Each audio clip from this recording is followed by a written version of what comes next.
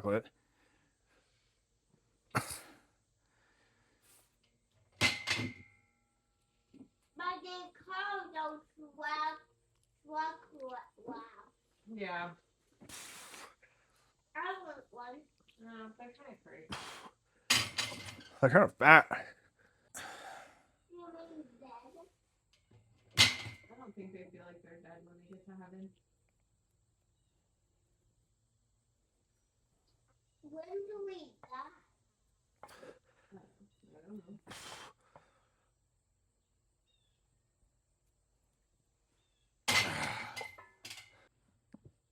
We got. Those are all more. Oh. We have to buy a. Oh, we can. Tell them I.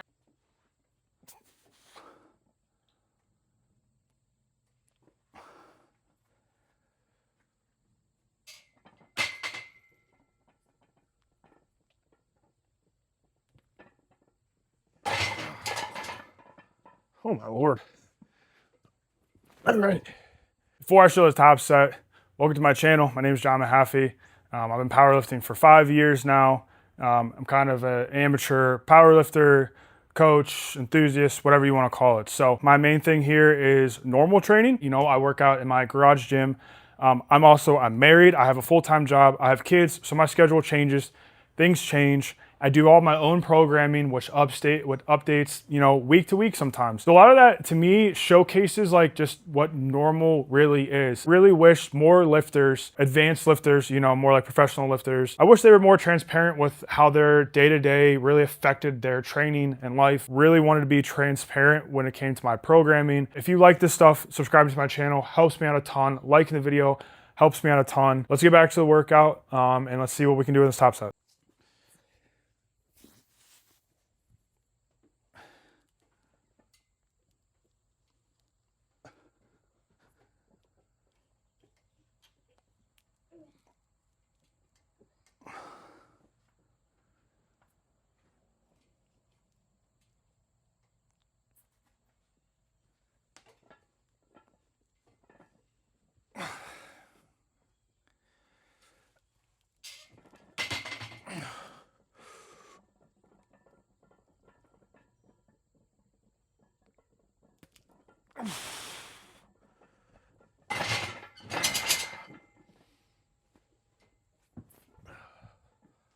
Ta-da! What do you think? Yay! Is that PR? No, It was PR. 315. On the picnic table. Well, what if it's wet? You can put it on this one part. This one's chuck it.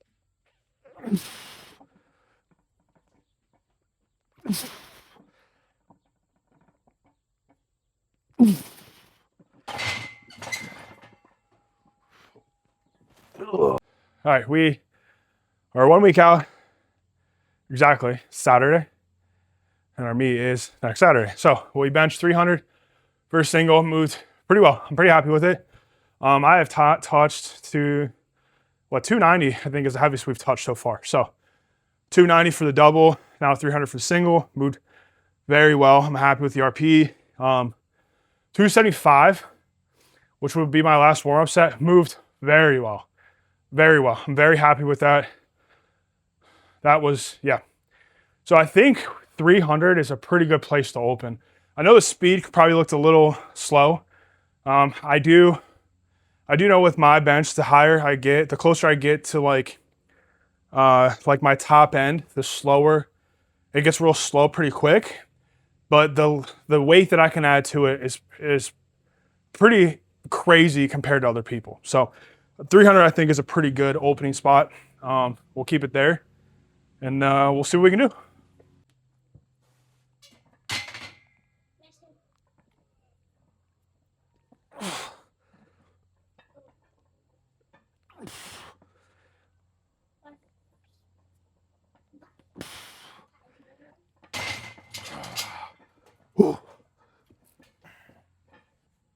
All right, bench is done. Pretty much the last heavy bench day. until the meet. That single, again, super well. I'm very happy with that. 260 for a 3x3. Pretty good. That's exactly what I want. I want that type of work out of there, especially as we get closer to this meet. I don't want to taper off too quickly and just lose all intensity to where the meet feels foreign. Like I need the intensity to stay high and to stay like where it's at, because I want to get to the meet and not feel different. Like I don't want to feel like I forgot how to bench heavy or whatever. So that's done. That's out of the way. We got to do some sumo deadlifts right now. We're gonna do some technique work. So we're actually gonna keep this fairly light since we just deadlifted yesterday. We did our opener. So we're gonna do 315 for a 4x1 just to get some technique work in. Now, I'm gonna wear straps instead of my hook grip because we just went yesterday. So I do not want to mess my thumbs up right before the meet. And since we just pulled, that thumbs are a little tender. Let's say that.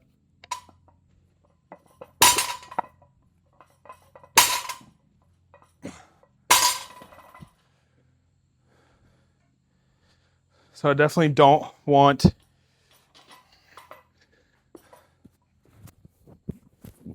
I definitely don't want to camera pump.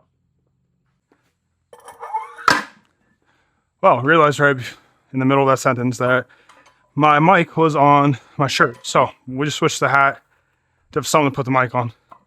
But anyways, yeah, we've made it this far without tearing our thumbs off. So I'd really like to not get a week out and have to deal with a thumb tear. I've only ever really pulled hook for long periods of time, like one time. And I tore the entire webbing of my thumb completely off. So I've kind of shied away from it, even to the point to where trying it again,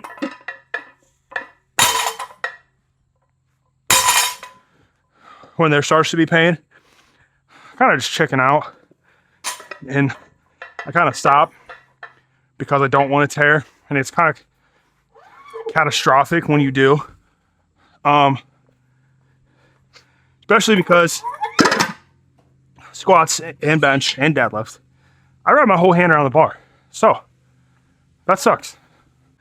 So I'm a lot more cautious when it comes to hook grip, especially when it comes to tearing. I'd rather tear at the meet than before, because I definitely don't want to have to switch to mixed grip. So my thumbs are in a pretty decent spot to where pulling heavy, I mean, obviously hurts, but I don't feel like not pulling hook is going to have like a negative effect today, if that makes sense. So, and definitely using straps is not going to hinder my performance, especially when it comes to the meet. So,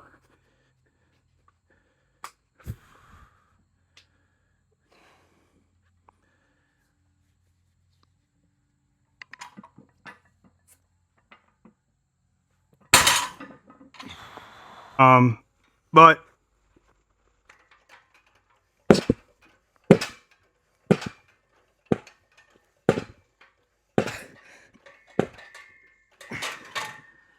whew.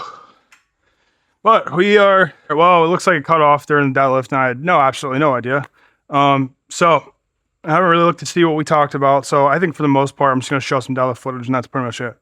Deadlift was a 4x1. We wanted to do it because we deadlift on Tuesday. Will be our last deadlift day before the meet. And I didn't want there to be too long between deadlift sessions. I didn't want to go Thursday to the following Tuesday. I do still kind of want to stay fresh with the technique. So I thought doing 315 for 4 singles would be a pretty good place to start, or to go to. So, yeah, we're going to do some tricep extensions right now. And that's pretty much going to be the end of the video, the end of the workout, whatever. So the biggest things right now, I talked about it, but I'll talk about it again because it didn't record. So biggest things right now, I like to say the prep is over, but the prep really isn't over type of thing. Like I kind of hate to say like, oh, the work's in, it's done. It is, but like now is a very important part of the prep, and that is cutting fatigue. And cutting fatigue needs to be done properly And it needs to be a very individual thing. And I think between you and honestly, even your coach, that's something you guys really need to work on. That's something you guys really need to figure out. And I think if you have a good coach, you have somebody that understands that a lot of people are different. I fatigue differently on squats and deadlifts and bench than what you will. I typically do not fatigue on bench. I mean, just yesterday we hit 340 for what, a 4x4, I think it was, or 4x3. And we still were able to touch 300 today. I do not fatigue on bench. It's very hard to get me over fatigued on bench. It's happened a few times, but I mean, I can count on one hand how many times it's happened to where the weight that I hit this week, I cannot produce the same exact result the following week, if not better. I don't fatigue on bench. Very short arms. I have a decent arch. My triceps as well. I'm very tricep dominant bencher. My triceps don't take a lot of fatigue. So that's something we can kind of go at, you know? Right now, I'm going to say, honestly, my most fatiguing lift, which sounds wild, is my squat. My squat's probably my most fatiguing right now. So we took our squat 2 weeks out, our deadlift a week and a half out, and then our bench, we took a week out because that's kind of the order that we fatigue in. And also, accessories that we cut squat stuff first, we're cutting deadlift and then bench. Didn't do a ton of lower body stuff last week, not a ton of it. We still got some work in. And then even this week, which we're going to start cutting a lot of back fatigue. So the chest supported rows we just did, we used to do 185 for some sets. Now we just did 135 for 2 easy sets. I want to cut the fatigue on my back, but I know that I only really need to cut it for like a week. I don't need to cut it for a month. And I need to train up into the meet as well. So things like we're about to do right now, tricep extensions. I'm going to recover from these tricep extensions almost immediately. Like I could come in tomorrow, do the same weight for the same reps and look at pretty much exactly the same.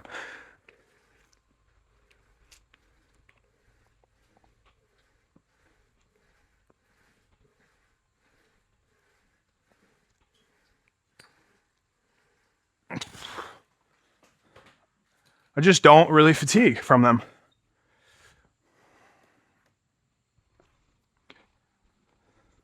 So it'd be crazy for me to cut this fatigue too early to where I am detrained.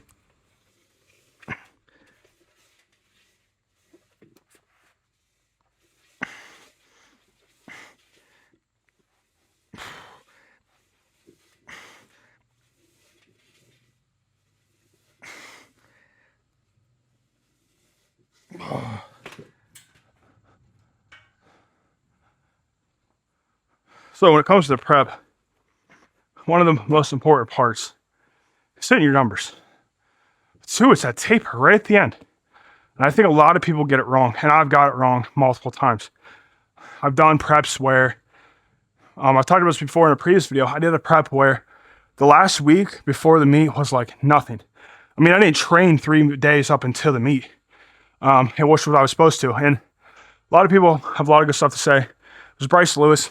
I'm not saying anything against him. It was Bryce Lewis program. It's called TSA. I ran like their 16-week program. And if I remember correctly, it's like 3 days, 2 to 3 days off before the meet. And your last week is pretty lackluster.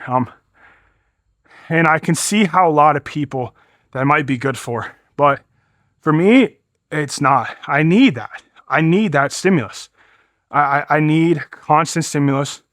I need to be in a constant battle between fatigue and recovery in order to progress, but also in order to feel like it is like that I'm able to hit the weight.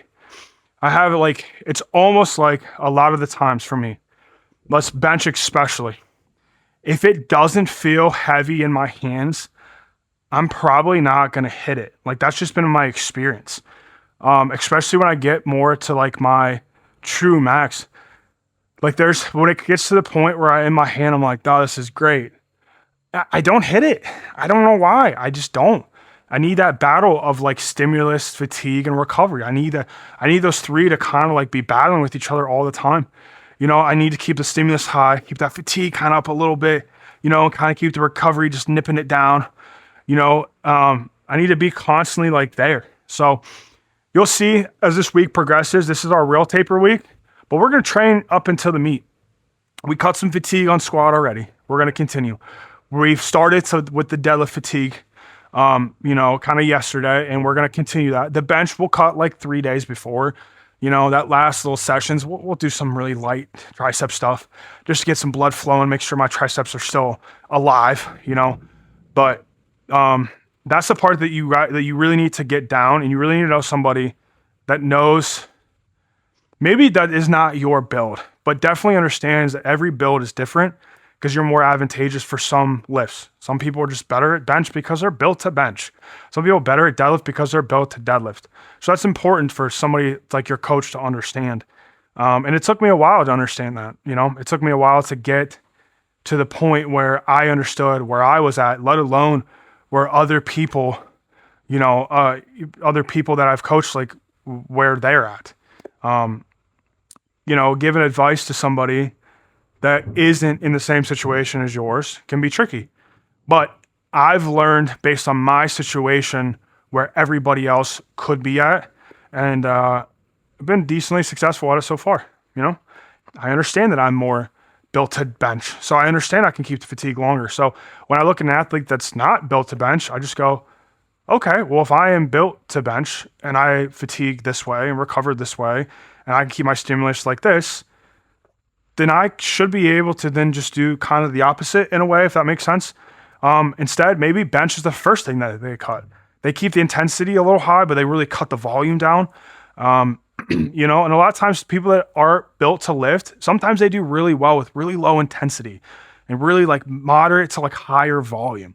Guys with super long arms, like they don't do so well with heavy exposure constantly day in and day out because they can't recover from it. But what they can recover from is that 60 to 70%, really submaximal, higher volume stuff, multiple touches per week, keep it up. Or even, I'll even say some of those guys benefit really well from like lower loads, but keeping the intensity high with the rep count and the intensity or the volume, and keeping the frequency very low to give them a lot of time. So they can kind of come in and just hammer bench until they're dead, but they're not going to bench again for another 3 days. So I think it's all about knowing that. That's what's really key for the prep.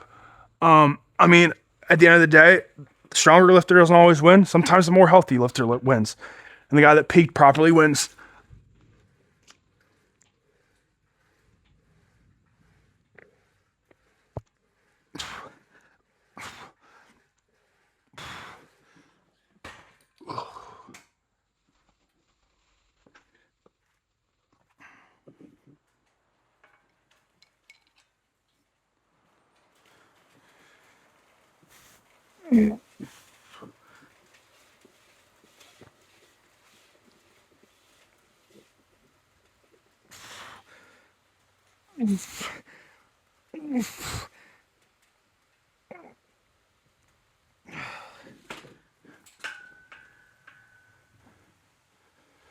Oh, it's raining now, so. All right, well, that's it for you guys for the video today. I don't want to blab too much, but I think there's something to say with that when it comes to preps. Preps are very important. The last little bit of the prep is the most important part. It's the taper. And what's really important is that people understand the taper is not to do nothing. We're not going back to zero. The point of the taper is to train going into the meet as if it was a normal week 4. That is the plan. We want to go into it like we did for week 4 when it came to our 5s and 4s and 3s and 2s or 6s and our singles or whatever it is. We need to go into the same. The only difference is we want to adjust a few things at last week. We want to adjust them, not get rid of them. We don't want to not squat for the whole week because that'll help cut fatigue. No, we still want to squat. We just want to take, we want to stay here the whole prep. We want to stay a week in and week out kind of in a way. We're going to have our little dips between week 1 and 4s for sure.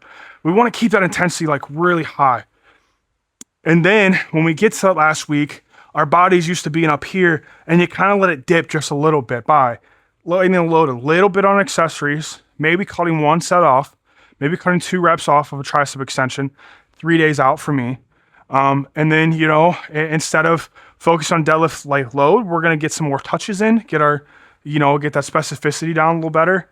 And in our squats, like maybe we can manipulate it a little bit by like, maybe we just push things back just a little bit longer. You know what I mean? Like maybe for me, maybe I take my squat 2 weeks out, and I still squat, but I just come underneath what that opener was. You know, that's how we manipulate that stuff. We don't just not train for a few days and, oh, that's it. We still want to train. We don't want to train going into the meet. We just want to cut the fatigue enough to when we get to the meet, we're not sore, beat up, banged, or nothing like that. So that's all I got. Tomorrow we got honestly, a pretty easy squat day. We're going to do, I think we're going to touch 405. We're going to touch our last warm up for the meet. And then we're going to do some pretty basic back off sets. We're going to do some more our normal accessories. The only difference is we're going to lower the load a tiny bit, and we're going to do the same. We're going to do 2 sets, but we're going to lighten the reps just 2. That's it. We're going to keep it but we're going to keep everything pretty similar is what we're going to do. So, but that's all I got for today. I'm going to cut the video off before I talk for the next 6 hours about prep and peaking and all that stuff. But I'd love to talk about this stuff. This is kind of my thing. This is what I like to do. So that's pretty much all I got. If you made it this far, thank you so much for watching my whole video. Honest to God, I do appreciate you.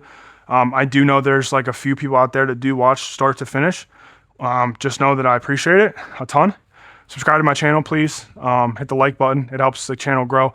Honestly, the more likes I get, the more views I typically get because it pushes it. It's the algorithm. I mean, come on. But yeah, pretty excited. 7 more days, 6 technically, kind of, until the meet. So I'll catch you guys tomorrow. Kind of finishing up prep. That's it.